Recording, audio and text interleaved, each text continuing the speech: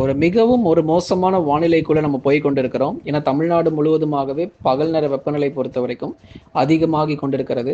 இந்த வானிலை பொறுத்தவரை பிப்ரவரி மாதத்திலேயே இந்த அளவுக்கு பதிவாகுது அப்படிங்கிறது உண்மையிலேயே அதிர்ச்சிக்குள்ளாகியிருக்கு. ஏன்னா பொதுவாக ஒரு மார்ச் 15ஆம் தேதிக்கு அப்புறம் இது போன்ற அறிவிப்புகள் வந்திருந்தா நமக்கு பெரிதளவுல தெரிஞ்சிருக்காது. ஏன்னா கோடை காலம், வெயிலுடைய தாக்கம் அதிகமாகும் அப்படின்னு சொல்லிட்டு போயிட்டே இருக்கலாம். ஆனா ஒரு பிப்ரவரி மாதத்திலேயே நமக்கு 38 டிகிரி செல்சியஸ் வரைக்கும் வெப்பம் பதிவாகிறது அப்படிங்கிறது ஒரு சாதாரண ஒரு விஷயம் கிடையாது.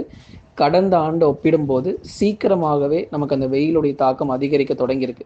இன்னும் ஒரு 5 ஆண்டுகள் அல்லது 3, 4 ஆண்டுகள் போச்சு அப்படின்னா, வடகிழக்கு பருவமழை முடிந்த உடனே கோடை காலம் வந்துரும் போல இருக்கு. அந்த அளவிற்கு நமக்கு வெப்பநிலை பொறுத்தவரைக்கும் ஒவ்வொரு வருஷமும் நமக்கு கூடுதலாகிட்டே போகுது.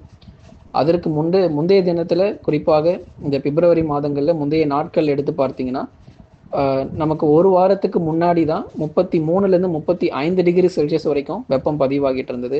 இப்போ இந்த வாரத்துல கடந்த வாரத்தை ஒப்பிட்டு பார்க்கும்போதே நமக்கு இயல்பிலிருந்து கூடுதலாக 2 முதல் 3 டிகிரி செல்சியஸ் ஆனது அதிகரிச்சிருக்கு. அப்ப அடுத்தடுத்து வரக்கூடிய மார்ச் மற்றும் ஏப்ரல் மாதங்கள்ல இயல்பிலிருந்து 4 டிகிரி செல்சியஸ் வரைக்கும் மேல போகும் அப்படிங்கிறதுனால, தொடர்ந்து பகல் நேரங்கள்ல ரொம்பவே எச்சரிக்கையாக இருங்க. அதேபோல வறண்ட காற்று தமிழகத்துல ஊடுருவதுனால நிறைய இடங்கள்ல மழை வாய்ப்புகள் குறைஞ்சிருக்கு. காற்றின் திசையும் நமக்கு மாற்றங்கள் ஏற்பட்டிருக்கு. வடகிழக்கு பருவக்காற்று அப்படிங்கிறது முற்றிலுமாக நமக்கு குறைஞ்சு போயிருக்கு.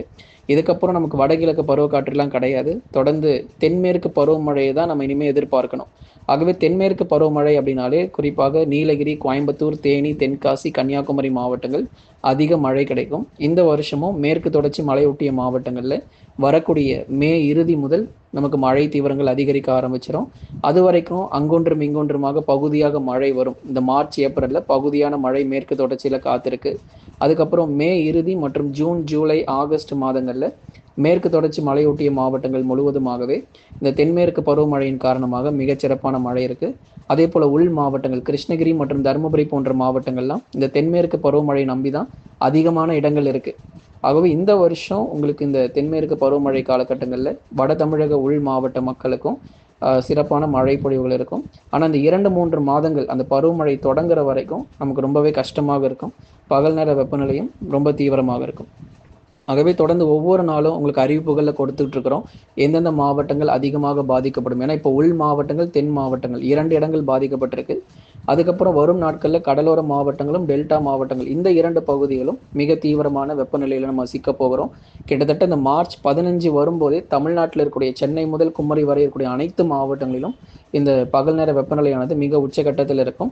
ஒரு மே மாதத்துல அக்னி நட்சத்திரம் எப்படி சொல்றோமோ அது மார்ச் மாதத்திலே நம்ம உணரக்கூடிய சூழ்நிலையை தான் நம்ம பார்க்க போறோம். ஆகவே தொடர்ந்து எச்சரிக்கையாக இருங்க. பகல் நேரங்களில் வெளியே செல்கிறது பெரும்பாலும் தவிர்த்து கொள்ளுங்க. நீங்க மறக்காம லைக் பண்ணுங்க, சப்ஸ்கிரைப் பண்ணி தொடர்ந்து சப்போர்ட் பண்ணுங்க. வங்கக்கடல் பகுதிகளில் ஒரு தாழ்வு பகுதி உருவாகக்கூடிய ஏதேனும் சூழ்நிலைகள் இருந்தால் கண்டிப்பா உங்களுக்கு நம்ம அறிவிக்கிறோம் நண்பர்கள்.